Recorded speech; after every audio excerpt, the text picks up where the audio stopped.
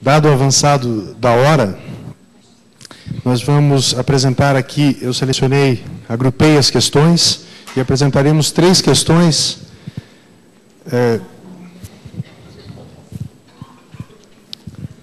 Lucy?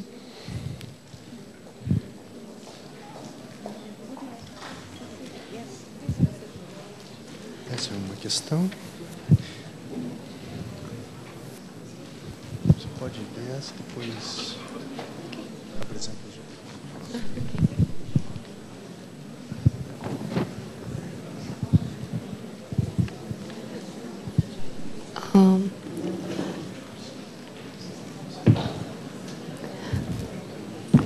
No, it's okay. Professor Chantal. Excuse me. Okay, it's okay. Shall we start? Okay. So in your book, The Democratic Paradox, there is a defense of an agnostic model of democracy. Yeah, agnostic. Yeah, from Portuguese. A question, okay. It's a question from one of the participants. Want to read it?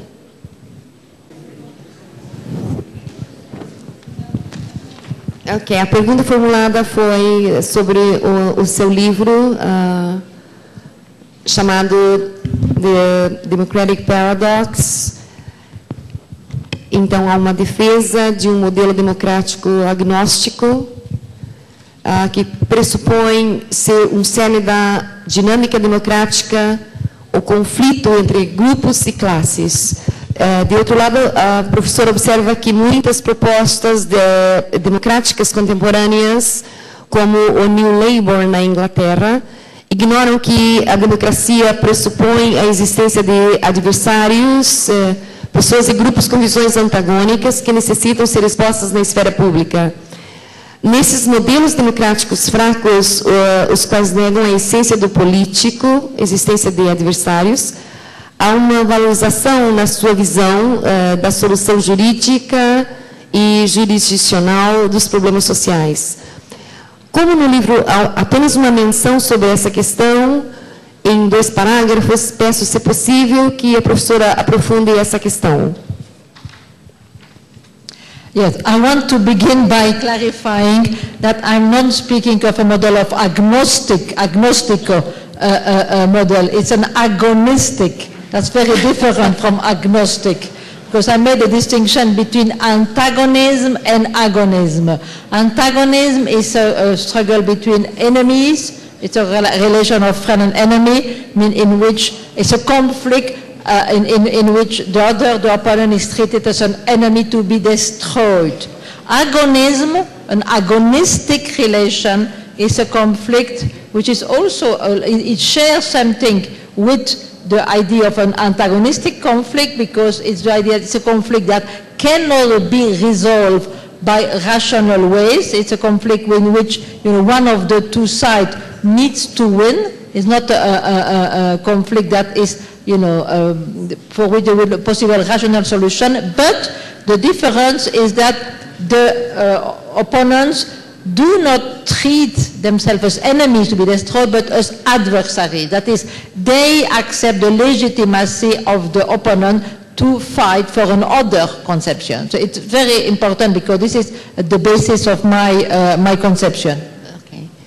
Primeiro ela tentou, então, desfazer a confusão entre as palavras, né, agnóstico e agonístico, e deixou claro sobre que ele, então, não é um movimento antagonista de adversários ou inimigos, e que ele aceita perfeitamente essa necessidade de pluralidade e multiculturalidade.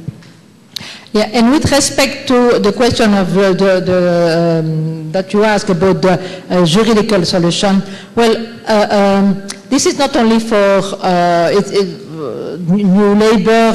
It's something which I think is characteristic of the way democracy is understood in our post-political societies. They say the fact that we are told that today there is no more antagonism, that a possibility for a consensus is established, and therefore the politics is understood as something that can be resolved through impartial mechanism. No? Political decisions are of a technical nature, and they can be resolved by experts or by the courts, because there is a strong tendency today to take away many important decisions from the realm of the political realm and make them be decided by judges or by the courts. And I think that is something very negative, because this is a sign of depoliticization. Essa discussão, então, ela tem sido, ela não está em nível de adversários, mas de negociação, é isso? E que o que não é resolvido entre os grupos políticos é resolvido pela corte de uma maneira mais... O que ela acha que pode ser uma desvantagem, porque se não há a negociação e a discussão entre os interessados e que haja uma corte para a decisão, pode ser uma coisa negativa. Well, here there is a question, which is the main difference between deliberative democracy and radical democracy? Well, I mean, it's impossible to answer such a question, because deliberative democracy is not something that can be compared with radical democracy. You can add the difference between deliberative democracy and agonistic democracy. But the radical democracy is a political project. So I'm not quite sure what is really the question here. What's important, and of course you could ask what's the difference between a liberal democratic model and a radical democratic, but not between deliberative democracy and radical democracy. So there are two different questions which are in fact collapsed into one, and I can answer both eventually, but for instance, Habermas, who defend an idea of a deliberative, model, is also in favor of radical democracy. So the question is really, it's impossible to answer it it is formulated. Bom, ela colocou que essa é uma questão muito ampla e que, na realidade, a questão parte de um falso pressuposto, porque seria impossível comparar ou fazer, de uma maneira mais objetiva, estabelecer uma única diferença, ou talvez algumas diferenças entre um projeto entre o que seria a democracia deliberativa e a democracia radical.